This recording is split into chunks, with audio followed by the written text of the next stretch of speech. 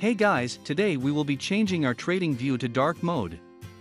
This tutorial is applicable for iOS and Android version of TradingView. If you are using the web version, click on the link above. From the main menu, click on the profile icon, located at the bottom right. Sign in into TradingView is optional. You can change your view to night mode without signing in. To proceed, click on the settings icon located on top right. On the settings, you will see a slider option to change to dark theme. Now let's slide this option to set to night mode. Your app is now running on dark theme. If you navigate back to home and open a chart, everything is now on dark theme.